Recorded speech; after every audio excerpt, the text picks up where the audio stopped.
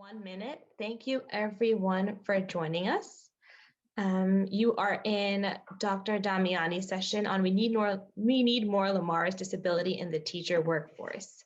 So Dr. Michele Damiani is an assistant professor of inclusive education in the Interdisciplinary and Inclusive Education Department at Rowan University.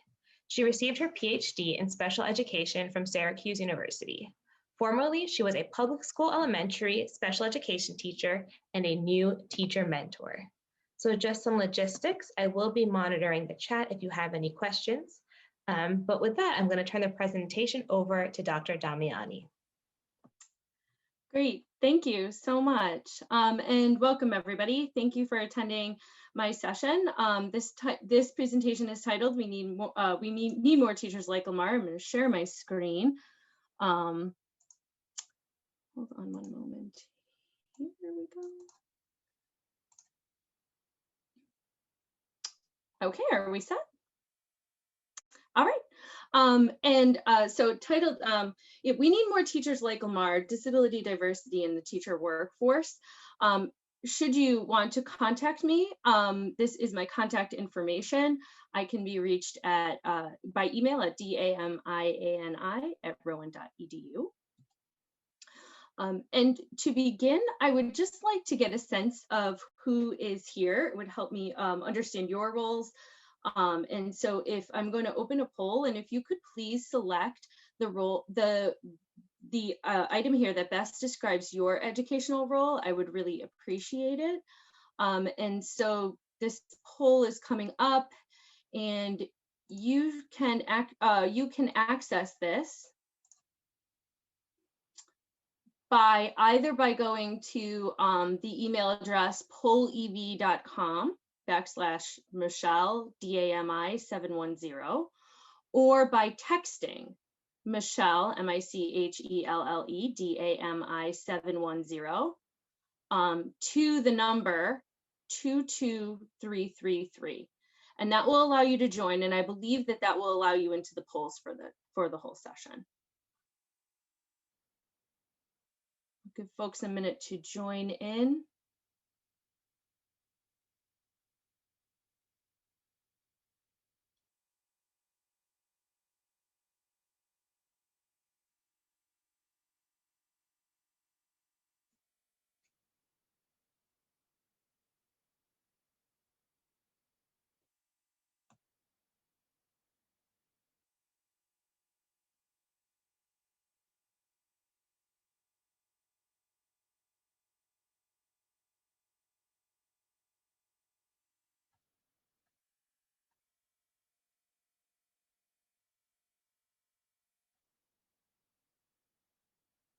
Okay, and I see some more answers coming up now, so give folks maybe just a few more, maybe like 15 seconds more to see if folks have an opportunity to respond.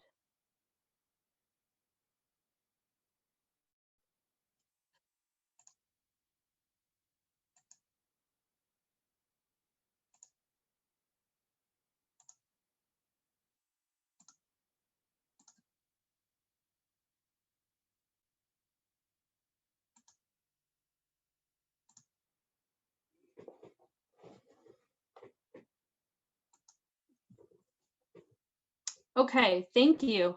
I see those responses coming in. It looks like we have teachers and administrators, both in P12 and in higher education. So that's wonderful. Welcome. I'm really happy to have you. We'll continue here.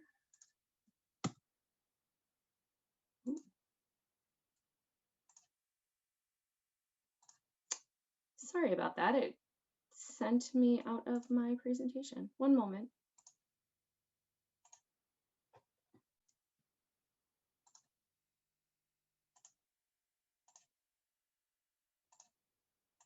Okay.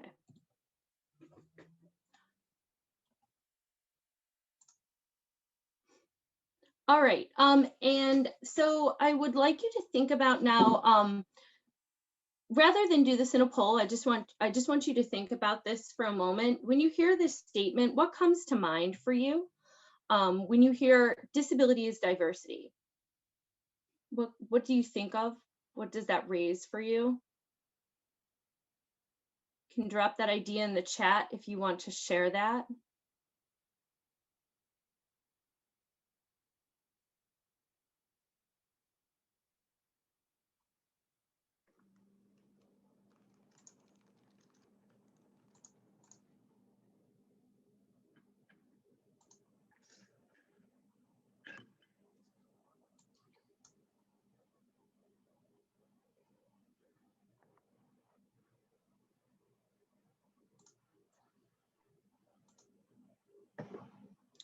Arlene, do we have anything coming up in the chat? I don't see it. We do. I got the ball rolling by writing people have different abilities. So if anyone else has anything to add, feel free to put it in there and I can share it aloud.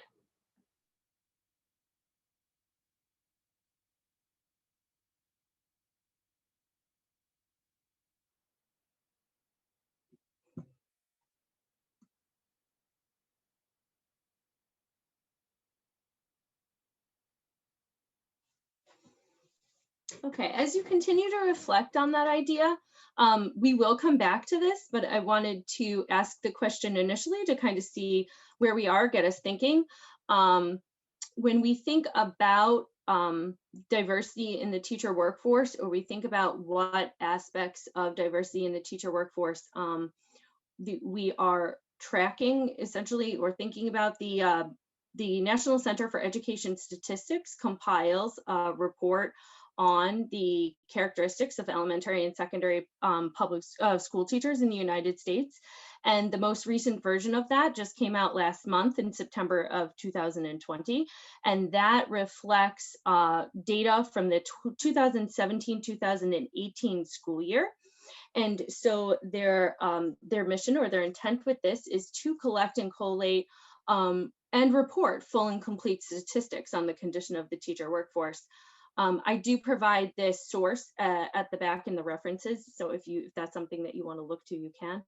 But some of the statistics that are highlighted in this report in terms of teacher diversity are that there were 3.5 million full and part-time public school teachers in the 2017-18 school year. 76% of all public school teachers were female, 79% were white, 7% were Black, 9% were Hispanic, and 2% were Asian. And as we are thinking about that, I will mention that the report covers race, ethnicity, age, gender, salary, educational attainment, and years of teaching experience. And so what we see already from these statistics is the lack of diversity around race and gender, and that really does underscore the need for diverse perspectives and diverse approaches to inclusive practices. Some other areas of teacher diversity or aspects of teacher diversity you might not see there, or say that's missing from this. There are no official statistics on how many teachers identify as LGBTQIA+, or how many teachers identify as teachers with disability or disabled teachers, recognizing that both language frames are impactful and important, and that teachers have different preferences in how they are named or how they identify. And so it's interesting that there are no official statistics, and perhaps not surprising. In some ways, there are complexities around disclosure, but there are many more factors to ask about why are we not maybe even attempting to account for this population of different populations of teachers. Nearly 30 states have no explicit employment discrimination protections for LGBTQ workers, and that includes teachers with disabilities. And Abram, in his work, found that there was 93% of disability discrimination cases were decided in favor of the academic employer.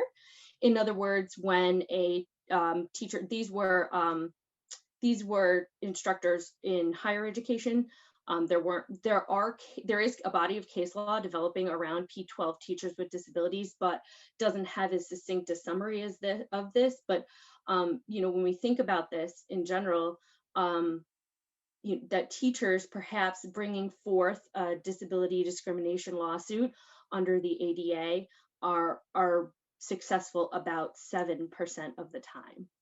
And so I think that it's important for us to realize that the lack of discussion and understanding about the prevalence of varying teachers in our population does indicate a gap, but it also indicates that the lack of legal protection or perhaps consistently poor outcomes point to the fact that maybe sufficient legal protections aren't in place, or that the systems and the mechanisms for exercising these rights are not serving the population that they intended. Okay, so I will ask you now to take a moment. So this is a combined quick write and a poll. And I will ask you to think for 1 minute, no more than 2, about, can you remember having a teacher with a disability? Maybe in P12, in your preschool through grade 12, educational experiences, perhaps at college or university level. Can you remember having a teacher with a disability? And if you do, jot down some notes to yourself about that memory. And if you don't, we'll talk about that as well. But this is a moment to reflect, and then I will follow up with a poll question, just because I'm curious as to where your experience has or has not been. And so I will open that poll in just 1 minute.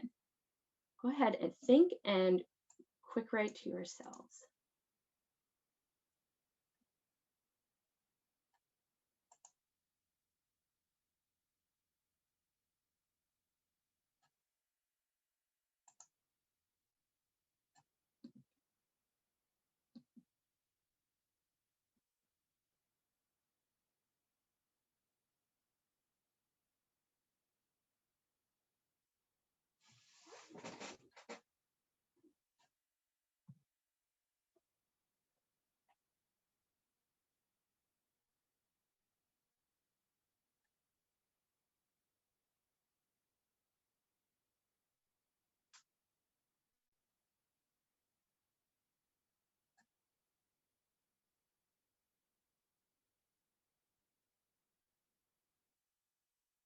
So that was a minute. If you're still writing or reflecting, please feel free to continue, and I'll open the poll.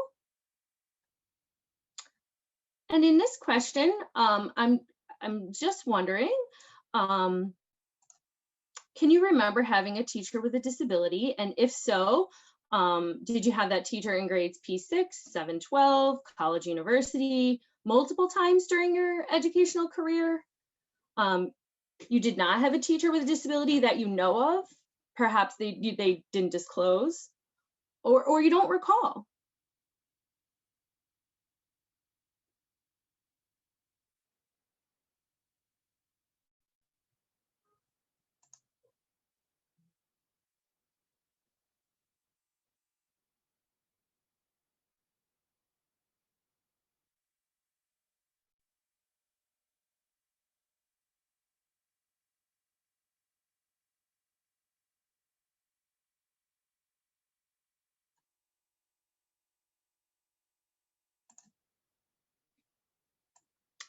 Okay, I'll close this in 10 seconds.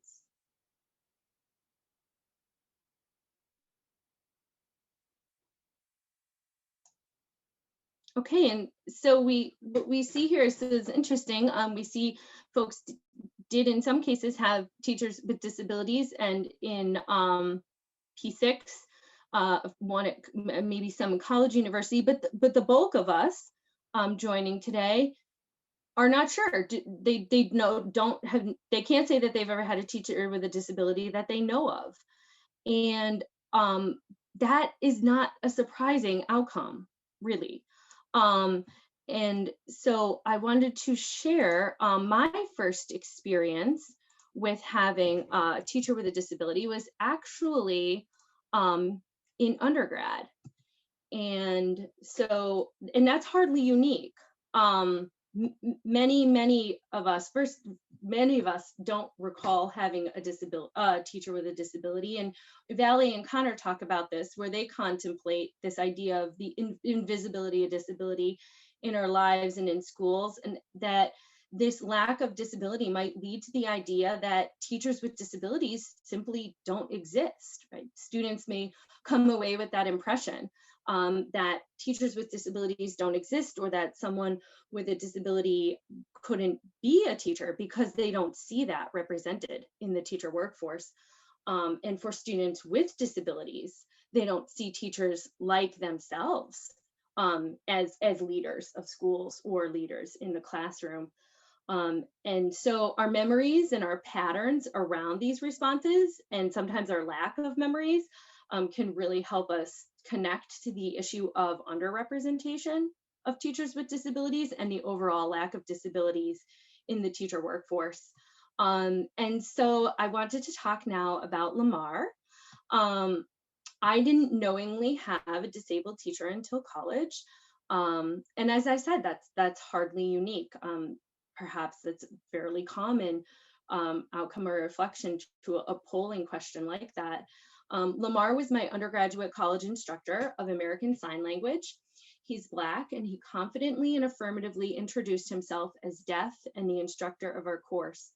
This was my first collegiate level sign language class, and the university was located in close proximity to a city with a large deaf community and a leading university in deaf education.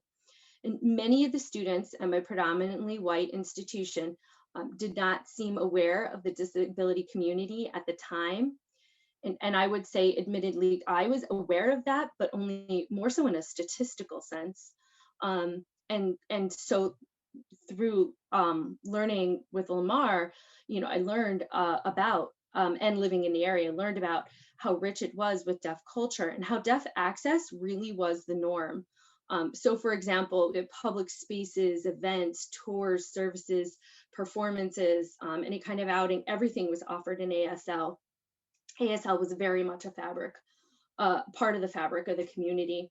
And so after introducing himself, Lamar introduced the interpreter, her role in the course, and the communication expectations for our classroom, both in terms of learning a new language and around interpreter etiquette.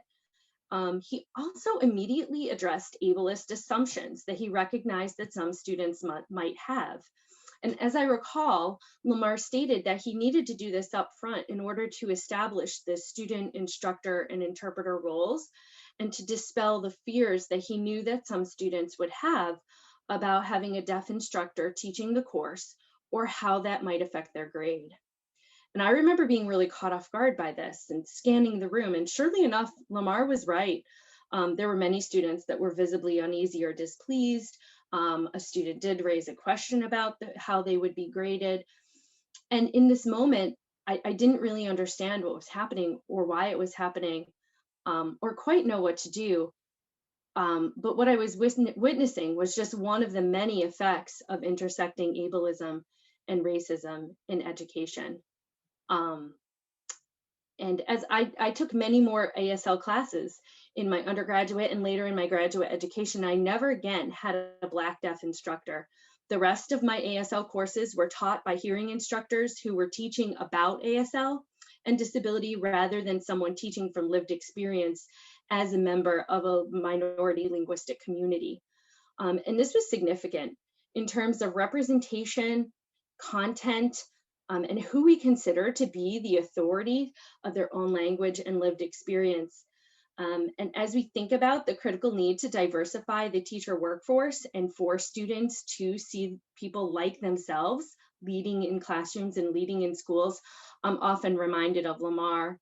Also, Lamar's pedagogical approaches to teaching this course were the strongest and most comprehensive of any ASL instructor I ever had. And I want to directly say that this is not to suggest that disabled educators can only teach about disability or disability related subjects, because that too has been an extension of the problem of ableism in education. but that in this case, and Lamar in that position, was a very, very powerful um, and critical introduction for me to not only a new language and American Sign Language, but to understanding deaf culture, disability culture, and disability history, and in a way that I had not learned about or been exposed to or experienced it in my educational journey prior to this time. And so as I think about my work and my own research in terms of trying to understand the experiences of teachers with disabilities, I do want to thank the teachers that contributed to the findings and the outcomes, the results that I'm about to share with you. These are pseudonyms, but I do recognize the emotional and physical labor that teachers took on in choosing to participate in this research. So the findings and the recommendations that follow are a result of an in-depth research study with 11 P12 teachers who self-identified with a disability or disabilities.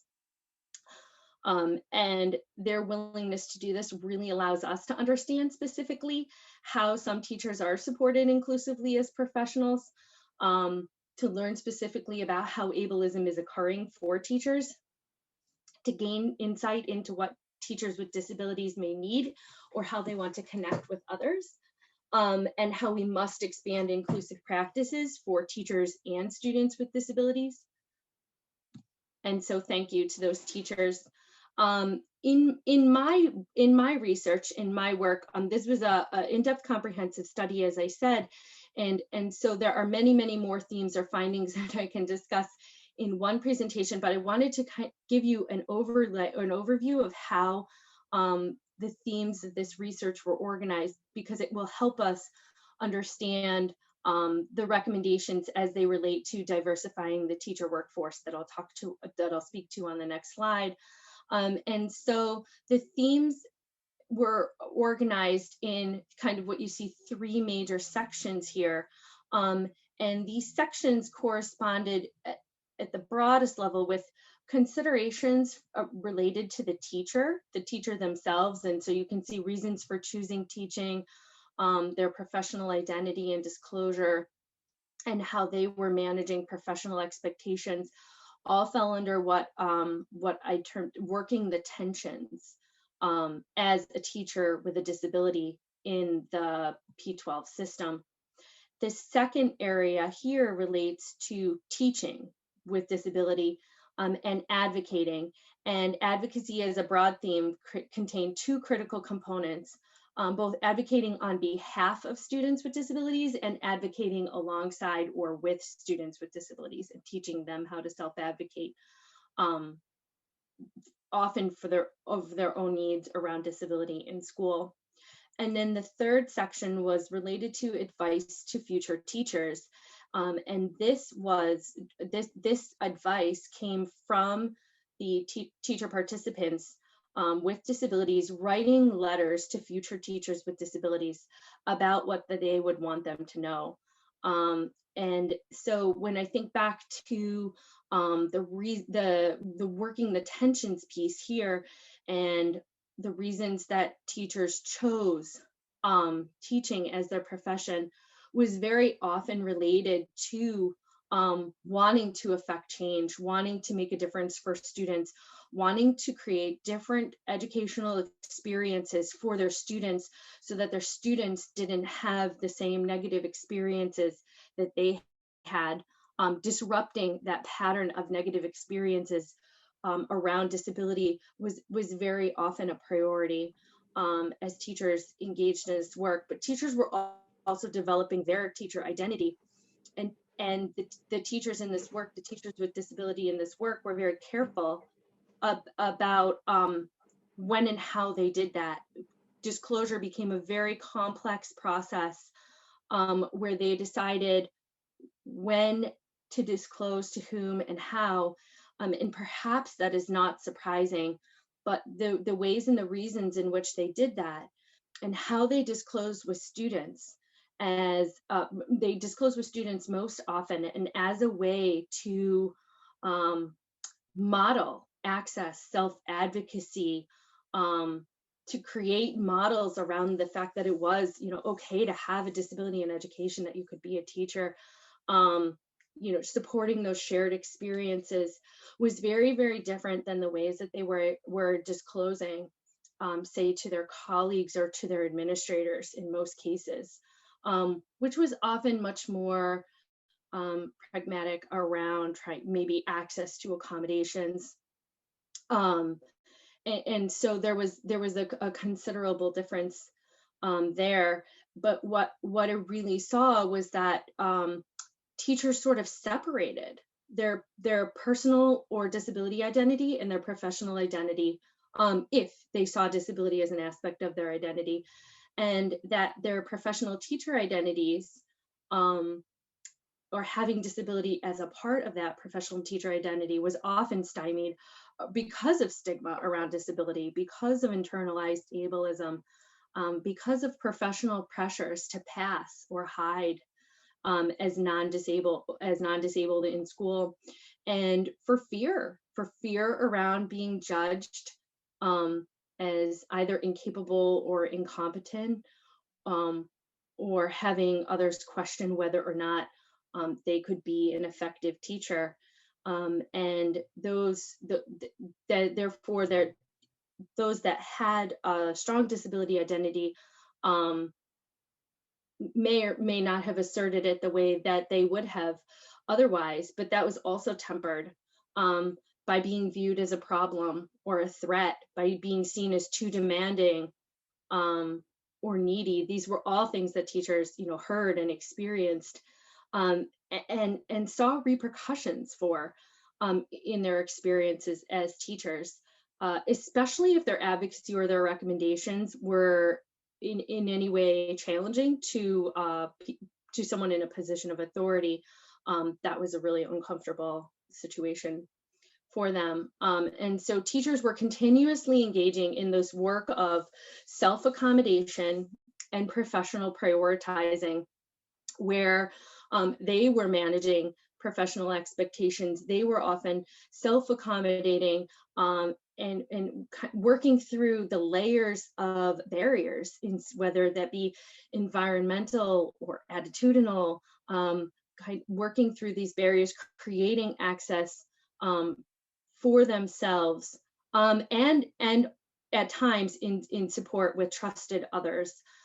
But what they turned around and shared with each other was the critical need for more teachers with disabilities, and a recognition of belonging to what one teacher said was a unique and small subset of teachers.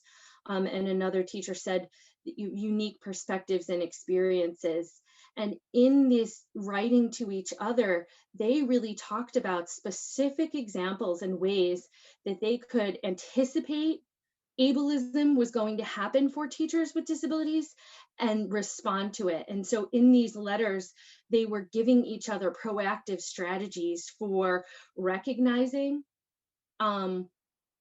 the barriers that they were likely to encounter, or things like what they might encounter, and then giving each other tools and strategies for how to navigate that, while also supporting their sense of belonging, their position in the field, and their need for more teachers like themselves. And that led to recommendations for diversifying the teacher workforce. And so some of the things that came out of this work was the need to recognize and remove barriers to hiring, teaching, teaching evaluation, and promotion. And that is really true. That is important at all levels. And this also extends to teacher preparation. And so in terms of thinking about, first of all, teacher candidates and how to support teacher candidates, and then thinking about accommodations in coursework, field work, certification and licensure exams, and ultimately job seeking, was all a part of this, recognizing and responding to the needs of diversifying the teacher workforce and creating more access for teachers with disabilities. addressing these systemic practices that do uphold ableism or the ability norms and ability standards.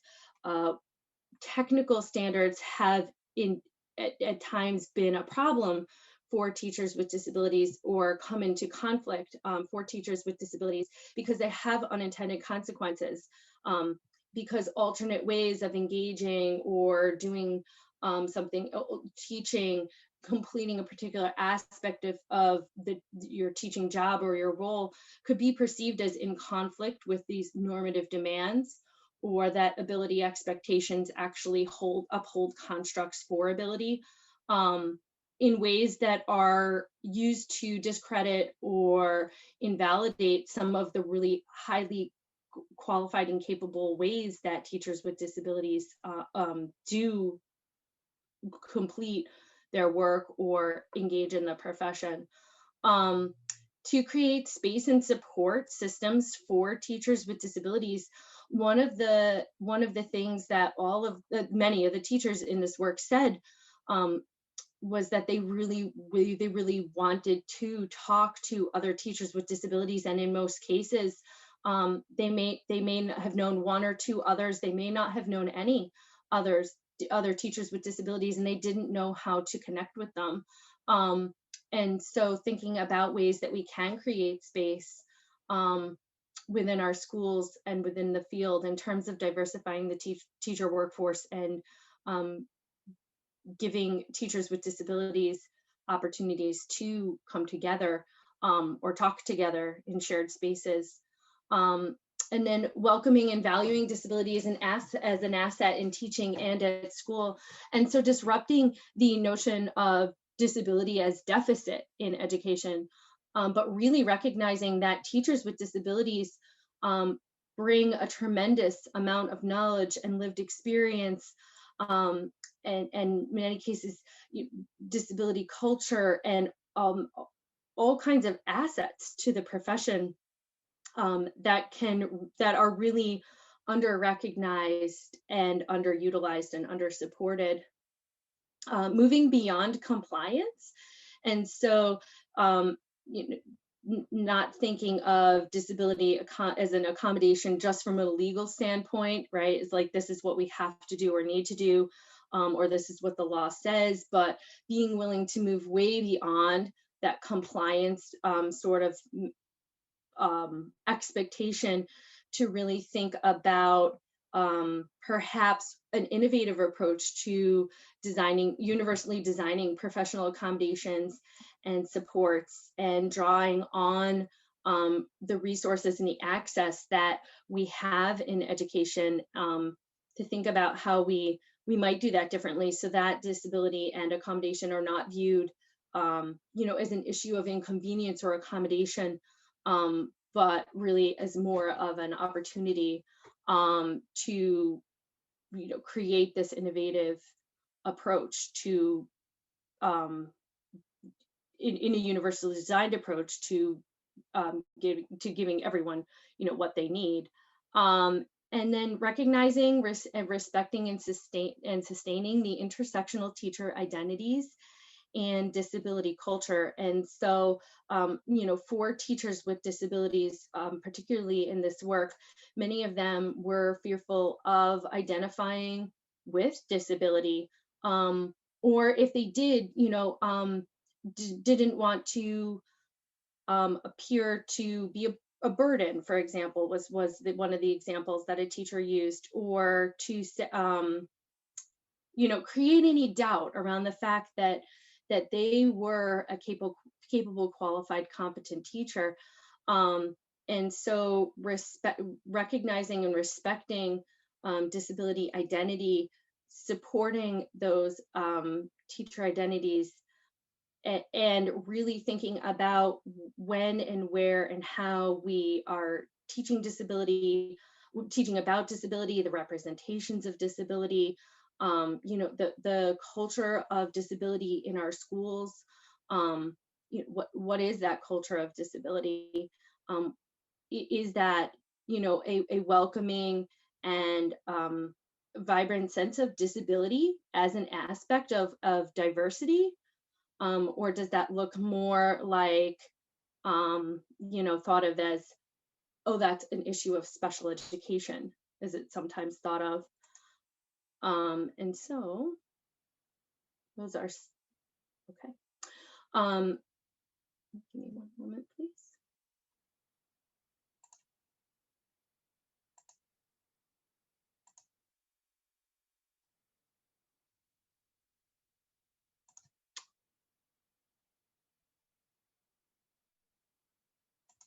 Okay, oops. Sorry, I was trying to get back to you. I had my PowerPoint and I wasn't able to see the Zoom or the chat. So I'm just switching back to that. My apologies.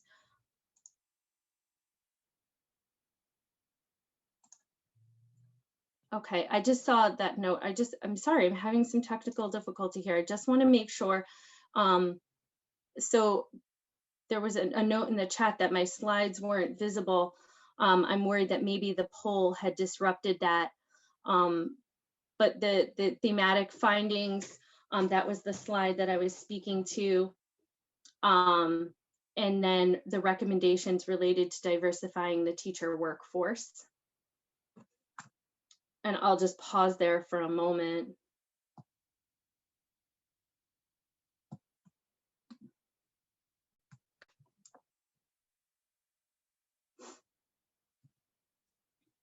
So something else that I wanted to bring to our attention here was the CEC's, the Council for Exceptional Children's policy on educators with disabilities. This was adopted in 2016 and provides guidance on supporting educators with disabilities. And that policy does recognize that we are in need of support in recruiting and retaining talented teachers with disabilities. That does include all teacher candidates and teachers in the classroom, as well as in higher education. And so we're looking across levels of education from pre-service, in-service, and higher education. And that those personal experiences with disabilities often place educators with disabilities in this unique position to understand and support students, both as a role model and in terms of understanding and bringing specific strategies, pedagogical approaches, as well as a wealth of experience in terms of navigating educational systems with disability. And so it is helpful to know that there is a policy that supports this, or criteria around this. And that we'll be thinking about this as well in terms of the mandate that has come out in terms of curriculum in New Jersey for schools. So just to summarize these for you, this is directly taken from the policy. And so if you access the policy, you'll see just like that. But just to summarize, our disclosure, privacy, and self-advocacy, all of those themes that the teachers talked about, that affirming disclosure is a personal choice. Often teachers with disabilities are asked to disclose more frequently or more often than a teacher without a disability would be asked to do, creating safe and welcoming environments, recognizing legal protections and supporting teachers in accessing adequate accommodations, and affirming the right to advocate for their needs and without fear of retaliation. And then in terms of gaining the proper supports that they need, and connecting with educational agencies or resources that can help them, as well as legal safeguards. And so these are all aspects of this policy that is in place with respect to supporting educators with disabilities. And I think it maybe is helpful to think about the fact that a policy like this was needed, and that that perhaps if these aspects of supporting educators with disabilities in the profession were not an issue, that we wouldn't see as much of a need, and we see a critical need for recognizing teachers as diverse educators and also supporting them in the profession. Dr. Damiani, sorry to interrupt. Yes. This is Charlene. We still weren't able to see that slide that you were referencing. So could you restate that policy in case people want to look it up later on? Sure. So this is the CEC's, the Council for Exceptional Children's Policy on Educators with Disabilities from 2016.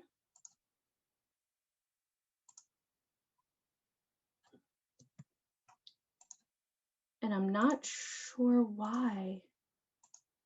I'll share again. We can see it now. I'm so sorry. I think that when I switched to the poll, I think it disconnected my access. I'm so sorry.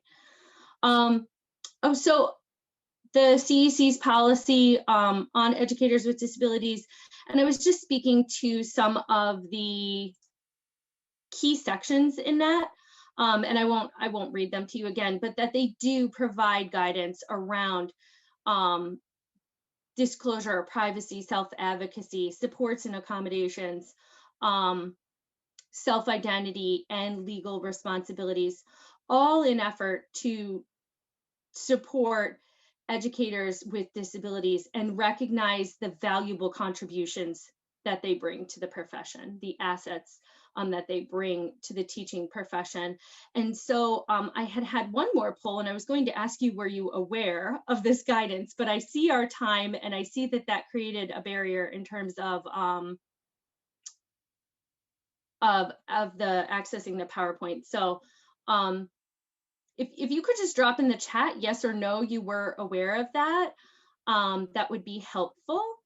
And I did want to give us a chance to, I see we have 5 remaining minutes, and I want to be respectful of your time. And so thinking about the New Jersey mandate to adopt inclusive education instructional materials that portray the cultural and economic diversity of society, including the political and economic and social contributions of persons with disabilities and lesbian, gay, bisexual, and transgender people. And I wanted to ask you, how have your schools responded?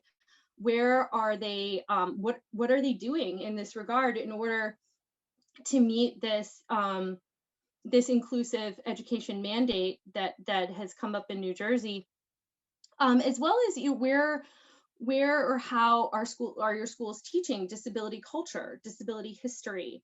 Where are you seeing that? And so I think I will see we have Charlene. Do you think I could open it? How many folks do we have on the call?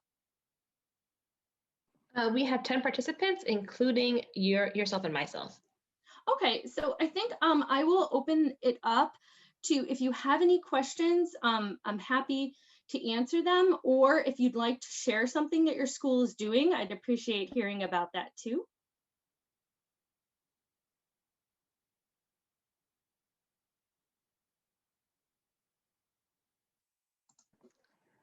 I have a question, Dr. Damiani. Are you aware of any professional networks for teachers with disabilities, or how someone could get plugged in if they wanted to connect with other educators? Yeah, so one opportunity for teachers is through the CEC that issued that guidance on the policy for educators with disabilities. They have an Educators with Disabilities Caucus, the EDC. And so that is one place that teachers might look to join or to connect with other teachers with disabilities around the country.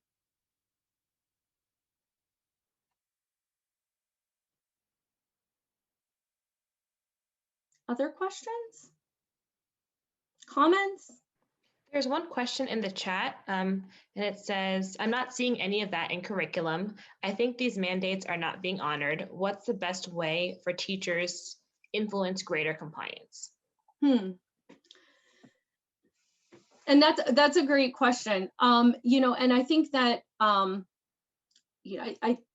systemic change and change across curriculum and district-wide change and statewide change, right? That doesn't happen overnight. We can't always control that.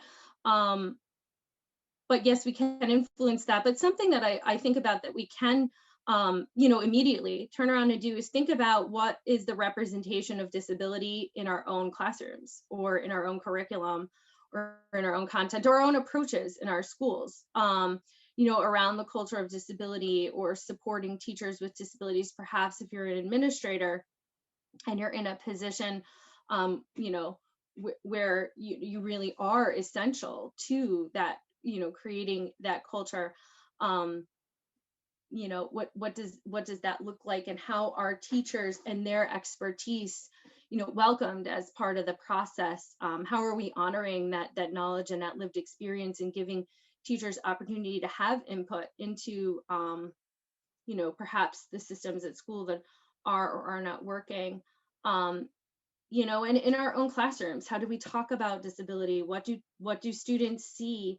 Do they see representation of disability that is diverse and accurate, and that portrays disability not as deficit, but as, an aspect of a diverse experience, and potentially valuable? How do we have those conversations with students so that we can help shift that conceptualization of disability, and also the narrative around disability?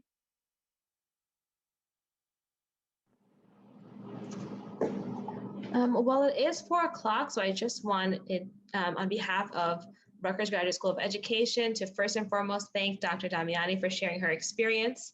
I'm sure we all hope that we can come across our own Lamars in the professional field. And for all of you that attended today's session, thank you so much. I just wanted to remind you all that there is a link for a survey to leave your feedback for today on the bottom of the agenda. I'm also going to quickly just drop it in the chat box. And we just ask that everyone that is joining us today complete one of the surveys. With that, everyone have a great afternoon, and thank you so much.